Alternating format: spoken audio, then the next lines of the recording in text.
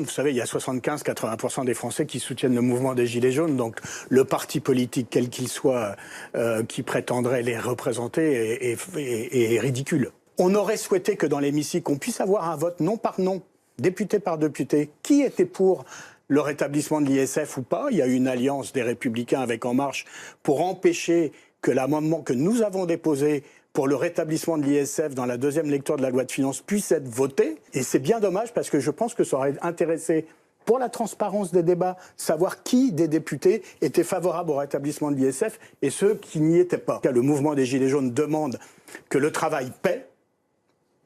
Or, Emmanuel Macron a répondu par des allocations et des aumônes, pas par le salaire. Le seul moyen de faire rémunérer le travail, c'est le salaire. Le SMIC ou les salaires. Il n'y a pas d'autre moyen. Oui, la prime pour l'activité, c'est un moyen. Ce n'est pas la rémunération du travail. C'est un effort sur le pouvoir d'achat, mais ce n'est pas les salariés du SAMU de la Seine-Saint-Denis, ils ont demandé des moyens. On leur a fait un chèque de 300 000 € en 2 heures.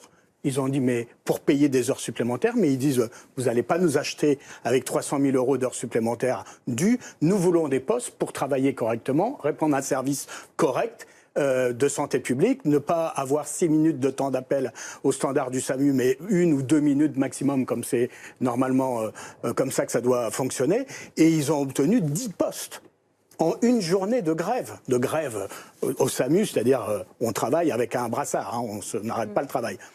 Et donc, moi, ce que je pense, c'est que la loi qui a été votée est une loi qui ne règle rien. Rien. La prime d'activité, la prime au bon vouloir des entreprises défiscalisées, tout ça, ça ne règle rien. Donc vous attendez les fonctionnaires qui sont souvent très mal payés sont les grands oubliés de cette affaire. Les catégories C, les catégories B, et parmi eux, les enseignants. Parce qu'on a quand même une éducation nationale en France où les enseignants sont parmi les personnels de l'éducation les plus mal payés d'Europe, puisqu'on parle d'Europe en ce moment. Et on a une justice exsangue.